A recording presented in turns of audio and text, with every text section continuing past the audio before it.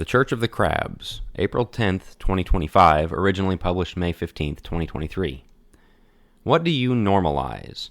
The word normalize has become popular in recent years. It's used to argue that certain behaviors should go from questioned or challenged to widely accepted. And when you normalize something, by definition, you abnormalize something else. Normalize self-care is a common refrain, which also means questioning or criticizing self-care would be abnormalized. This is how culture is created. Culture is a collection of actions, words, and values that can best be summed up with, that's just what we do here. And culture heavily influences who we are as people. The things we accept without thinking twice about them, and the things we don't allow or frown upon, go a long way toward driving our daily behavior. So what kind of things do you accept as normal? What are you attempting to normalize?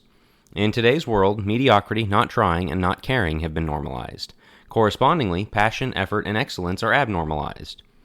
I've written a bit about my journey to fitness and better health. For my entire adult life, I was categorically obese.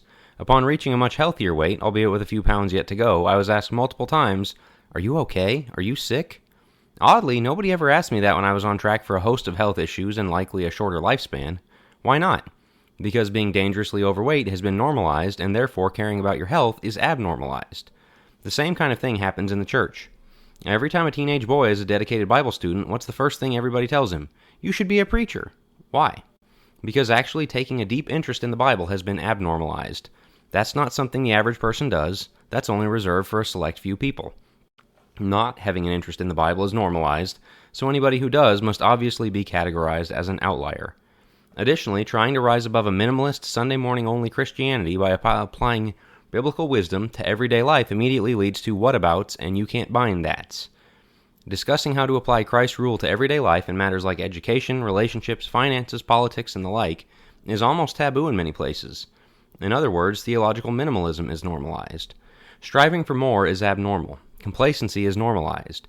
We have crab bucket mentality, pulling down any who strive to climb to greater holiness because they are a judgment upon the rest of us. In order to be healthy, we have to flip this script. Imagine a church where the worldly and the sporadically attending stick out like a sore thumb to the degree that they're wildly uncomfortable. That discomfort would drive them either to conform or to get out. While we would clearly prefer the former, occasionally they will choose the latter. In either case, the flock is strengthened as the average commitment level is raised through either their renewed commitment or their desertion. Instead, we have chosen to cater to the mediocre because mediocrity means better numbers. The strong are going to keep coming no matter what, so if we pander to the weak, we can have both the weak and the strong. It's more people. That's just simple math. But this trade-off costs us.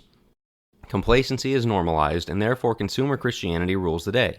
Consumer Christianity is a useless Christianity that will die out. In fact, it already is. What we must do is raise the bar for everybody. Church leaders obviously bear the most responsibility for what they normalize and abnormalize. But the choices you and I make matter too. The level of commitment you bring is one vote toward what will be normalized in your church. Normalize taking up your cross. Abnormalize lazy consumer Christianity.